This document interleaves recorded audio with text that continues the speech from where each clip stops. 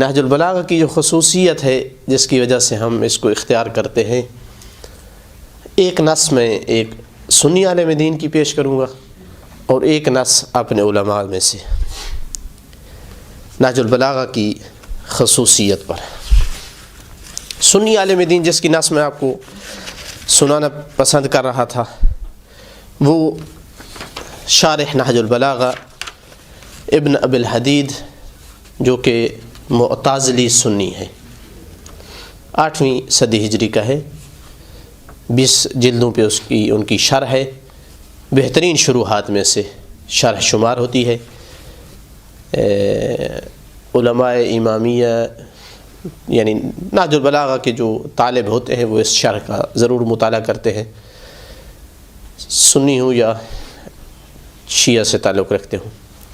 یہ اپنے ایک شرح میں ایک جگہ پر ایک خطبے کے ذیل میں لکھتے ہیں، خطبہ ہے 220 نمبر، الہاکم التکاثر کی گویا تفسیر اور شرح میں امیر المومنین نے خطبہ دیا ہے۔ اس خطبہ کو ذکر کرنے کے بعد انہوں نے یہ کلمات لکھے ہیں۔ واقعاً وہ جس طرح علی علیہ الصلوۃ والسلام کے خطبے کے بارے میں لکھا ہے، اس نے میری یہی کیفیت ہے ان کی کلام کے بارے میں کہ میں کتنی بار ان کی کلام پڑھ چکا ہوں، ہر بار مجھ پہ اثر چھوڑتی ہے۔ کہتا ہے وَإِنِّي، اور انشاءاللہ آپ بھی محسوس کریں گے کہ اس کے کلمات جو ہے کتنے عمیق اور گہرے ہیں۔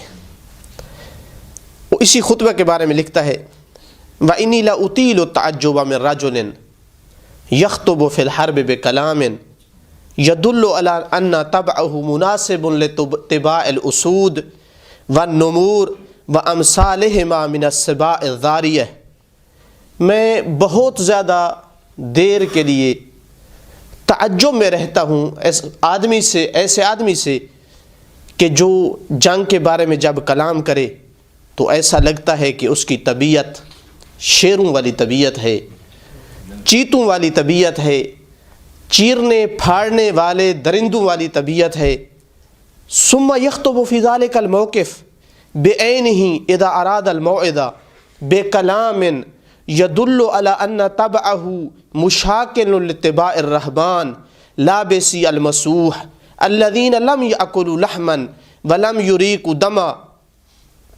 اور جب میں اسی آدمی کو دیکھتا ہوں واعظ و نصیحت میں گفتگو کرنا شروع کرتا ہے تو لگتا ہے ایسی طبیعت ہے اس بندے کی جو کہ عیسائی مذہب رکھنے والے رہبان لوگوں کی طبیعت ہوتی تھی، کہ جو ٹاٹ اور کھردرا لباس پہنتے تھے، کہ جو زندگی بھر گوشت نہیں کھاتے تھے، جنہوں نے کبھی کسی کا خون کا قطرہ تک نہیں بہایا تھا۔ فطارۃ یکون فی صورت بسطام بن قیس بن شیبانی و عتیبہ بن حارث الیربوئی و عامر بن طفیل العامری، وطارۃ یکون فی صورت سقراط الحبر الیونانی یوحنا المعمدان الاسرائیلی والمسیح ابن مریم الالہی۔ بڑے بڑے شجاع اور بہادروں کے نام لیتا ہے، اور کبھی بڑے بڑے حکماء اور زاہدین لوگوں کے نام لیتا ہے۔ کہتا ہے کبھی مجھے لگتا ہے کہ ان کی طرح ہیں بڑے بڑے جو معروف بہادر لوگ تھے، اور کبھی لگتا ہے کہ جو بڑے بڑے زاہد اور حکیم لوگ گزرے ہیں ان کی طرح لگتا ہے۔ پھر جو اس کا ٹیپ کا جملہ ہے اور جو ہمیں واقعاً ہمارے لیے درس عبرت ہے اور ہمارے لیے اس میں اپنے نفسوں کی طرف رجوع کرنے کے لیے کافی تنبیہ کرنے والا جملہ ہے۔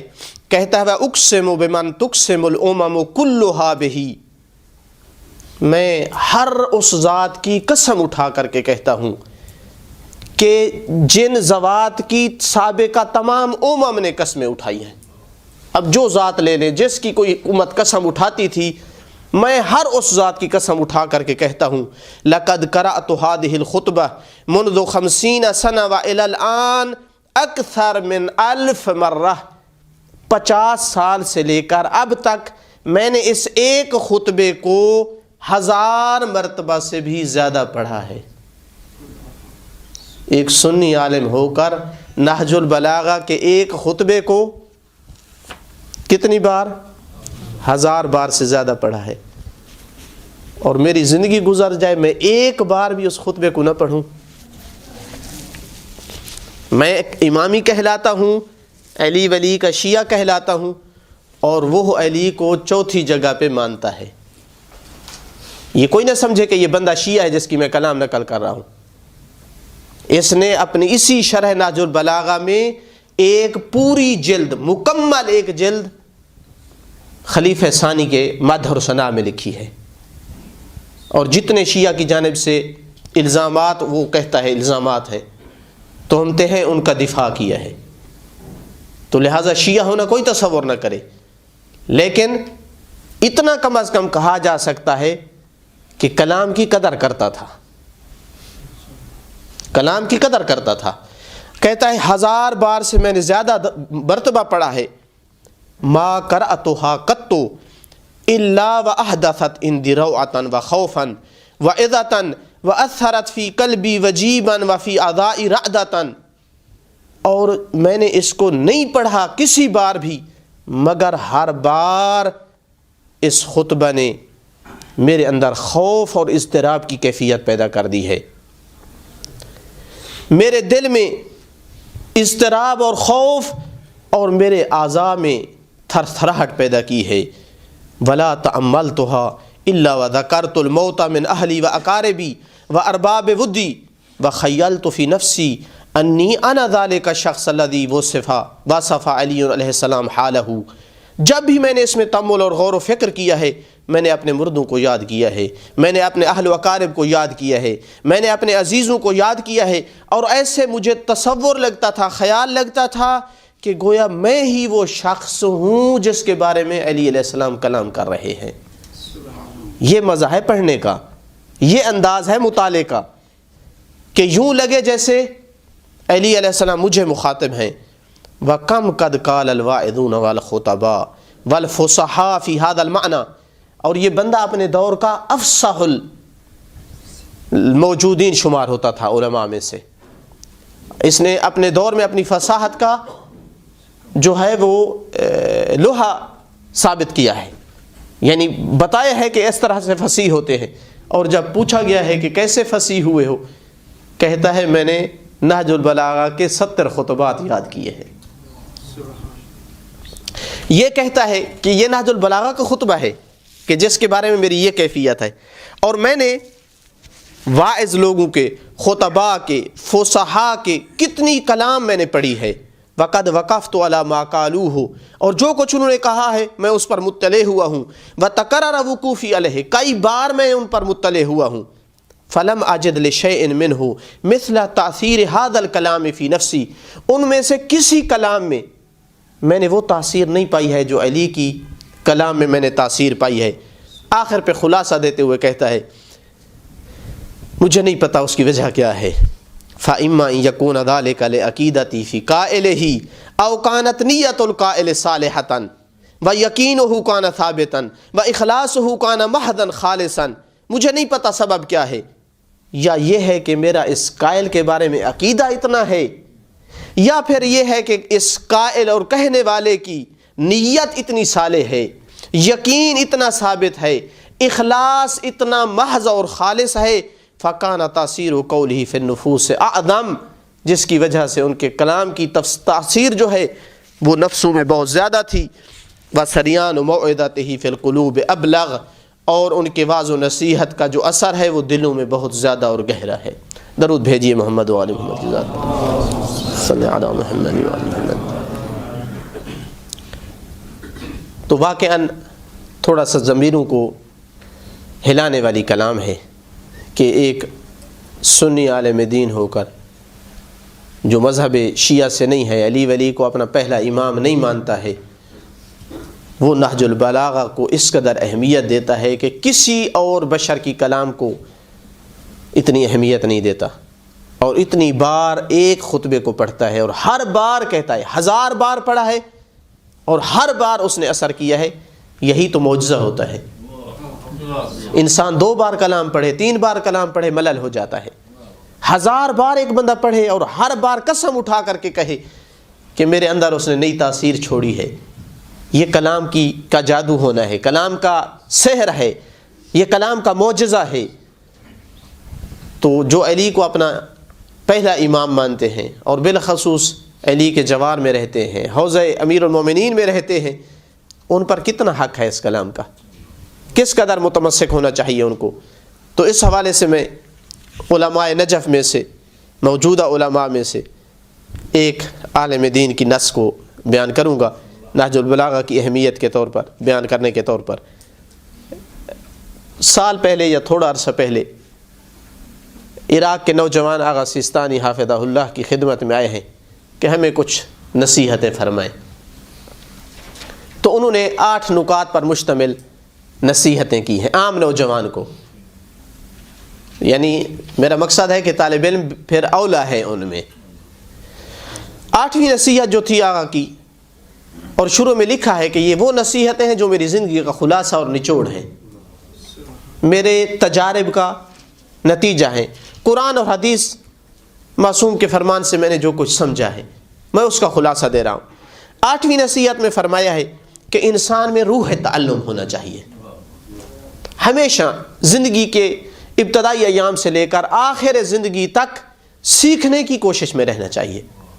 وہ بندہ کمال کو نہیں پہنچ سکے گا جو ایک دن فیصلہ کر بیٹھے گا کہ میں سیکھ چکا ہوں، وہ ترقی نہیں کرے گا۔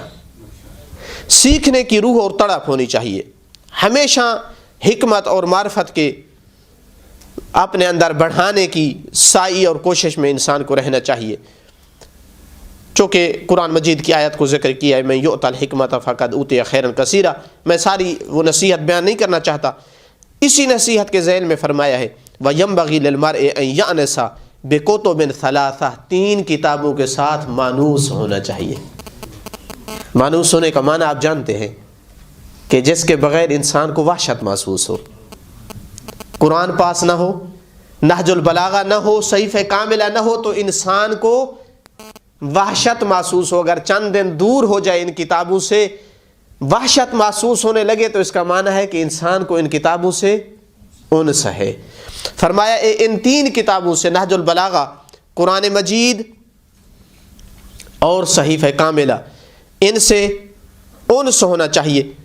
پہلی کتاب کا فرمایا ہے کہ وہ قرآن مجید ہے، اس لیے کہ یہ اللہ کا آسمان سے زمینوں کی طرف آخری خط ہے اور نہیں آنا ہے قیامت تک۔ یعنی اس کا مطلب ہے اللہ تعالیٰ جو کچھ بندے سے کہنا چاہتا تھا وہ کہہ دیا ہے، اس کے بعد کوئی اور بات اللہ نے نہیں کرنی ہے، کوئی کلام نہیں ہونی ہے۔ تو اس کی اوپر روشنی ڈالی ہے، چونکہ ہمارا موضوع نہیں ہے قرآن مجید۔ دوسرے نمبر پر فرمایا ہے نہج البلاغہ ہے۔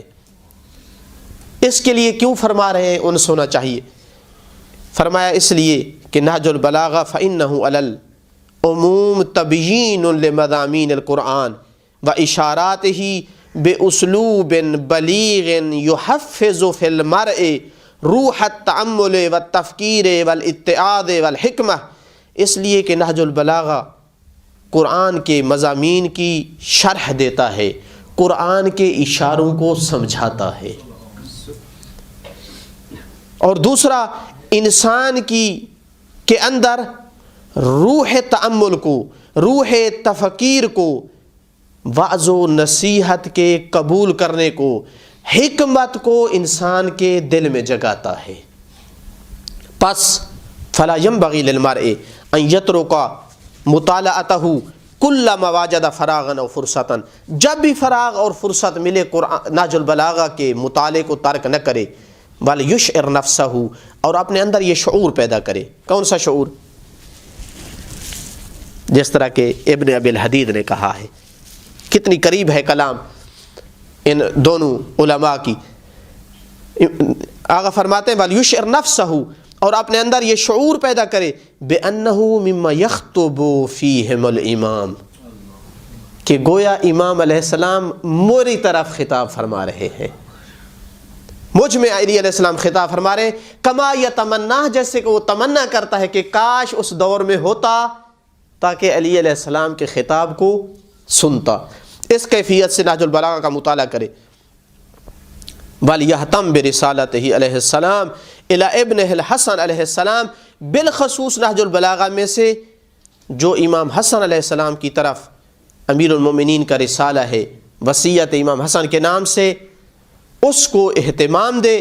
فإنها جاءت لمثل هذه الغایہ، چونکہ وہ اسی ہدف اور غایت کے لیے نصیحت آئی ہے امام علیہ السلام کی، کہ جو انسان کے اندر روح اتعاظ اور حکمت، تأمل اور تفکیر کی روح کو انسان کے اندر پیدا کرے۔